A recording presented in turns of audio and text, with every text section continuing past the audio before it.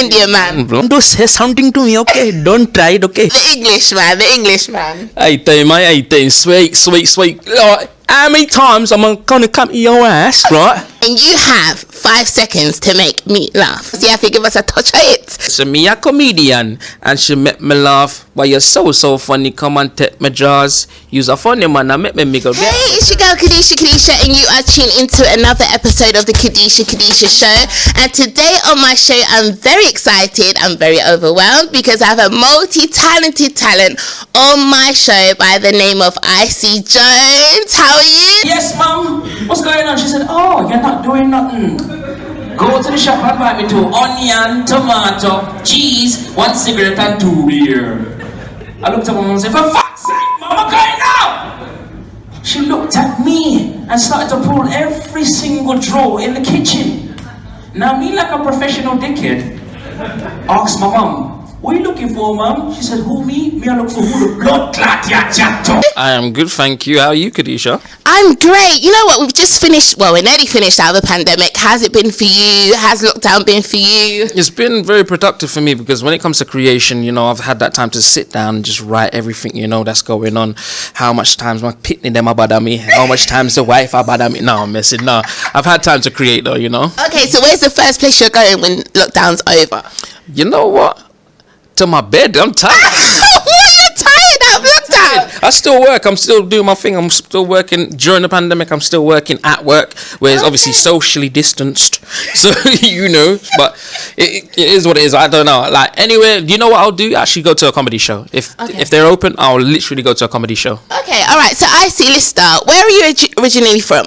Me? I'm originally from Northwest London. Okay, Yeah. so you're born in London. Born in London. Okay, so growing up, who are some of the talents that you looked up to growing up? Because the thing is, you're like comedian / actor / you do music as well. So I mean, who did you used to look up to growing up? You know, who were some of the people you looked up to? Oh, there's a lot of people that I used to look up to, but first and foremost, I would say the reason why I got into comedy would have been Eddie Murphy. That's the guy. That's the GOAT, man. Eddie Murphy. So would you say like comedy is your main strength then? It's kind of hard to tell, because I used to be an MC back in the day as well. I used to do grime. I used to be part of that grime scene back in the day from Northwest London. You don't know. Now, you know, it's kind of hard to say, which one's my strongest, but I know hosting and doing comedy and performing in front of people is something that I love doing and passionate about, and I think that's strong, just being in front of people. Yeah. Okay, so that's your thing. So recently you won an award for Legacy Achievement Award. How was that for you? Now that was quite good and very overwhelming, because at the time, like, I remember when I was working so hard in comedy. I remember the first time I got booed. I remember the whole journey getting up to it, and then literally going to the award show and me not thinking that I was going to win anything. I thought, let me just be there and just be a support the thing, and then I'll just attend. But my missus attended, and she said to me, she said, you know what, I see you won this, you won this. I was like, whatever. So when they start to announce the people that are on the roster, then they said, is Icy Jones? She looked at me and said, see. So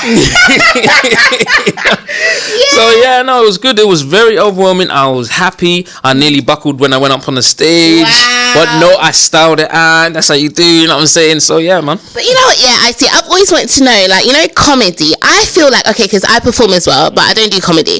I feel like comedy is it's nerve-wracking, because you go on that stage and really and truly, if no one laughs, that means you're absolute.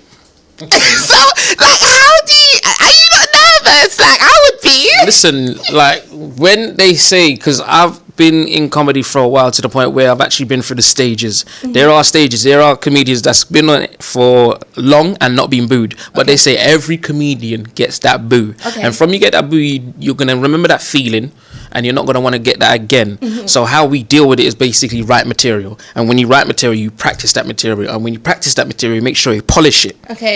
And when it's polished, you will know, and you'll know how to deal with crowds, you know how to deal with everything, you know what I'm saying? So, but even with that, it's comedic timing as well, like knowing when to drop that. That's very nerve-wracking. Yeah, it's nerve-wracking, but you know what? The nerves are kind of like the indicator to say that you're ready to do this and you want to perform very well. You don't want to just go out there and just feel that you're confident, I'm going to do this. You don't know how the show's going to go. You don't know how people are feeling. Somebody might be going through trauma and you don't even know, and you say something that triggers them and stuff like that. So you just go in there, you just do your thing and try and enjoy it, because if you don't enjoy yourself, it's going to show and the crowd are going to see it. Okay, so in terms of comedy and being in the UK, because I feel like growing up, comedy was mainly big in like the US. Like that's where we saw everyone.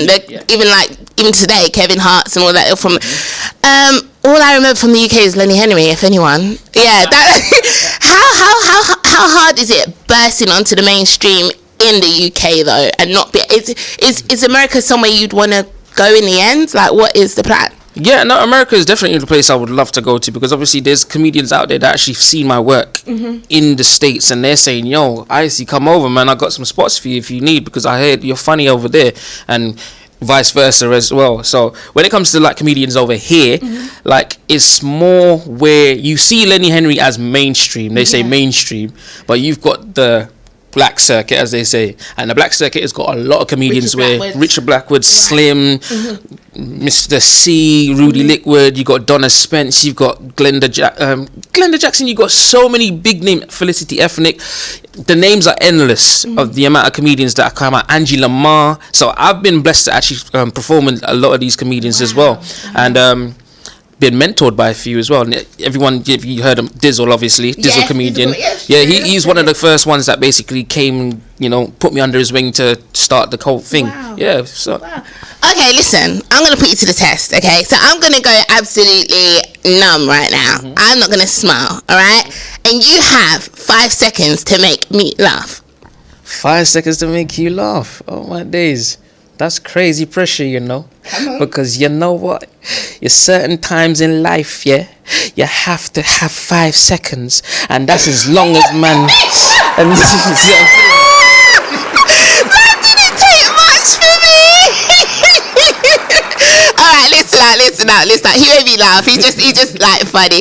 Okay, so let me ask you about Uncle John. Uncle John is like a person that you portray also. So there's Icy Jones and there's Uncle John. Tell me about Uncle John, and can I meet Uncle John? Oh yeah, Uncle John's sport is literally how can I say it? It's a reincarnation of my grandfather. My grandfather was basically a comedian himself. Wow. He didn't do it on a circuit or anything like that. He just basically spoke. And the way he would speak is that people would literally look at him and just start laughing for no reason. He was one of those type of people that he was a womanizer. He loved his Ray and nephew. And he just basically liked to bust joke. And so like... Is he Jamaican? Oh, yeah, full Jamaican. And he will always remind me, he will say, listen, my poopa was white. He has to remind you, yeah? Yeah, trust me, man, because me's lighted skinned, you dark skinned. Yeah, man, trust me. So basically, Uncle John is like a reflection of him. Yeah, basically. So like everything that character is about, it's literally the reincarnation of him. Right. So yeah, man, it's one of the first characters I went out with when I actually started comedy anyways. Wow. So that was like in my comfort zone. I know I could do my granddad on the stage, and I was like, yeah, boom, I can do this.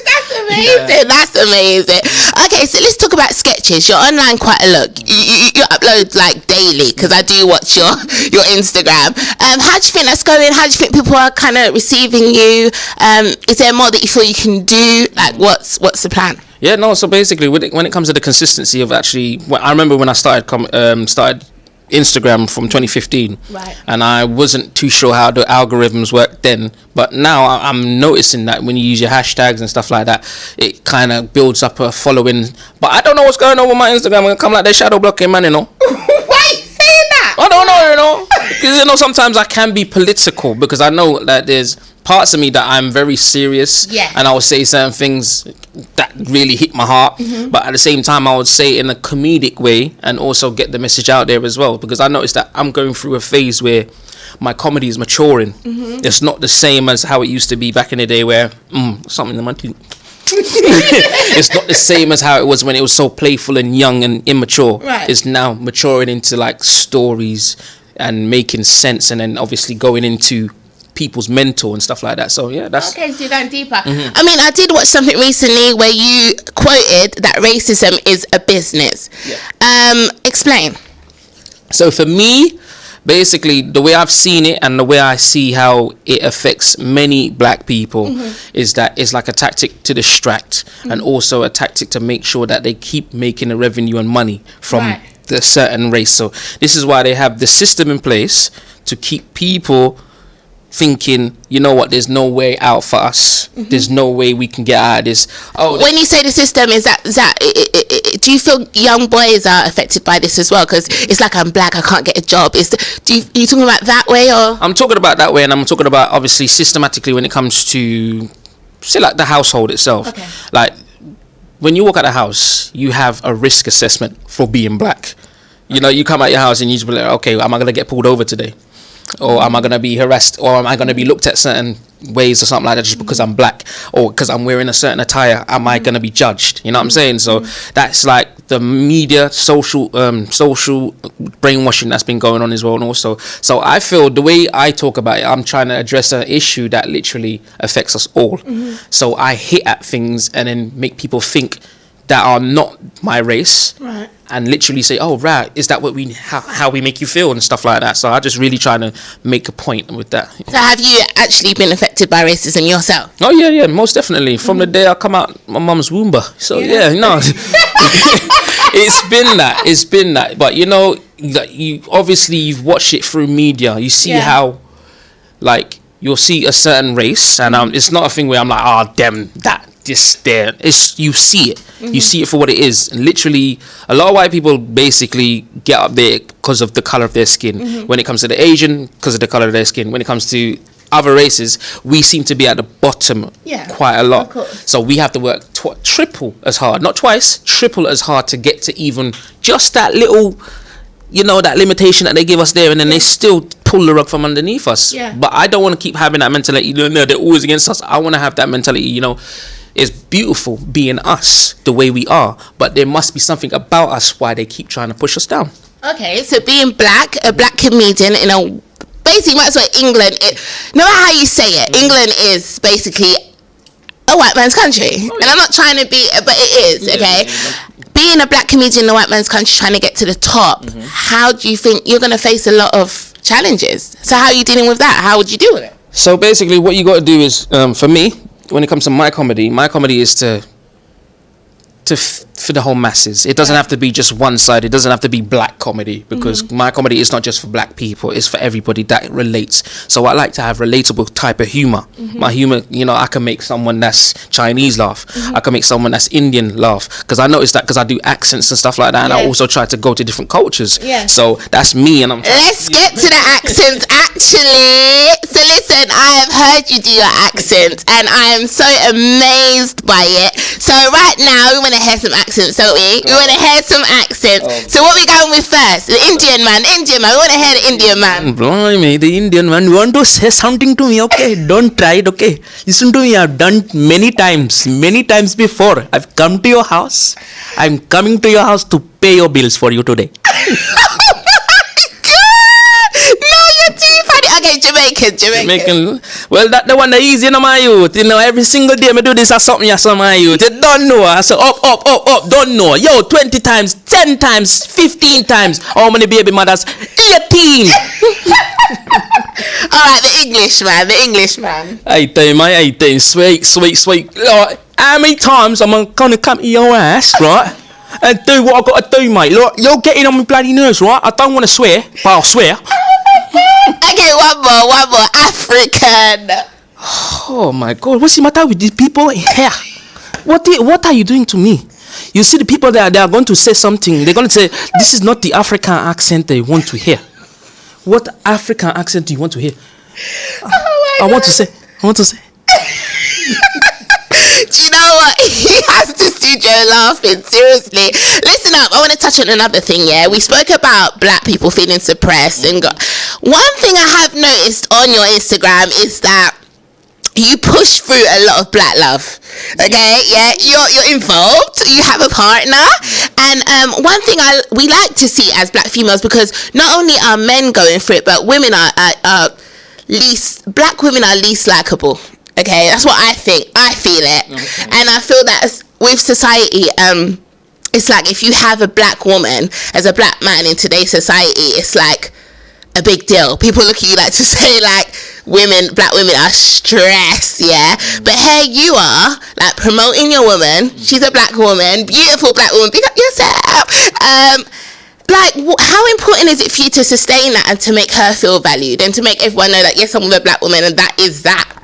It's very important because obviously it elevates yourself. As a man, you're going to need that woman that make you levels up. Mm-hmm. Yeah. Obviously, when you have partners, you go through a stage of, is this woman right for me? Mm-hmm. Is this woman going to help me get to another stage? Because you can do this all by yourself. As a man, you can do this by yourself. But if you want to get to another level and you want to be, you know, on another frequency of energy, the woman is going to have to be in your life. And then it's going to basically take you to another level where you can creatively, mentally, financially, wherever the case may be, if that woman can do that for you, like right now, you see my woman, right?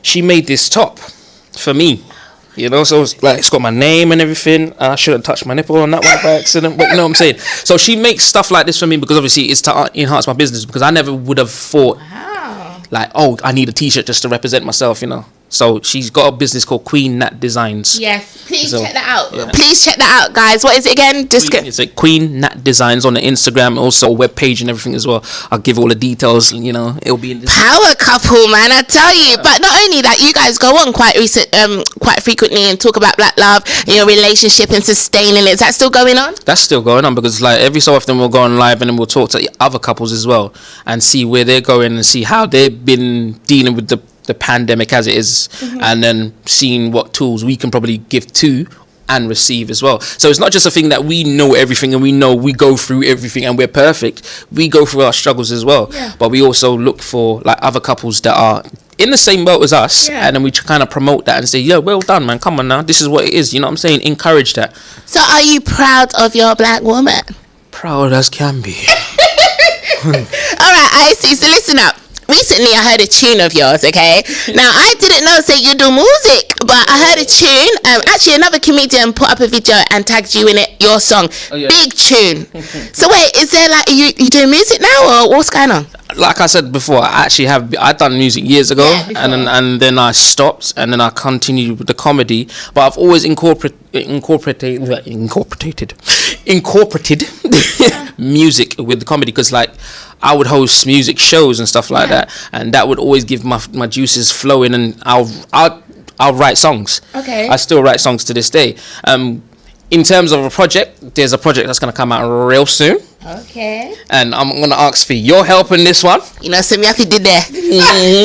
And yeah, you're just going to basically just watch this space, people. Wait, but no, I see it in Augusta on Kadisha show, yeah? Because you're in the music and you do music and people are playing music, you know, so you have to give us a touch of it. So let me hear what you have. Oh, Lord. Let's try this thing now. Yo, it's Isa Jones. You get me? Listen to me. She says to me, a comedian, and she make me laugh. But you're so funny. Come and take my jaws. You's a funny man. I make me go get with her. See you upon the stage, and you is a comedian, and you listen. Little bit. Yo, you need to check out the tune though, guys. It's a big tune, and it's dancehall as well, right? It's a dancehall flow. Okay, so listen, before we go, is there any big ups you want to big up anybody? Yeah, like I said, big up Queen Nat Designs, big up all the people, all my friends, all I'm big mad at them. all the friend them, all the town, don't know London town, don't know, big up France, don't know, Ashanti. What's next, Icy? What's next? What's coming up? What's coming up next is basically a project that I'm dealing with. I've been doing YouTube reaction videos as well, and that's continually going. Like, there's any artist out there that needs a little review, and they're not little from me, they're big. But you know, just come through and just go into Icy Jones Comedian on the YouTube and subscribe, and everything else is nice. Yeah. So it's just Icy Jones Comedian. Is that where we can find you? Is there anywhere else we can find you? You can find me on the Facebook. You can find me on Twitter. But on Twitter is King Jones Comedy. On Instagram is King Jones Comedian. But you can still type in Icy Jones. It'll come up anyway. You don't know. Okay. So you know what? How has it been on the show? This is an amazing show. It's like a great experience. It's just bare bubbly and bare energy. Energy. I love it. Do you know what? I do want to say, Icy, thank you so much for taking the time. I know you're busy, so thank you very much for coming on my show. I really appreciate it. Guys, check him out. He's the baddest. But yeah, big up yourself, and everyone make sure you subscribe, you like, and you share. And I'll see you next week. Bye. Yo, Kadisha, Kadisha. Yeah, I got the baddest show. Camera lights, action, here we go. Everybody's looking for Kadisha show.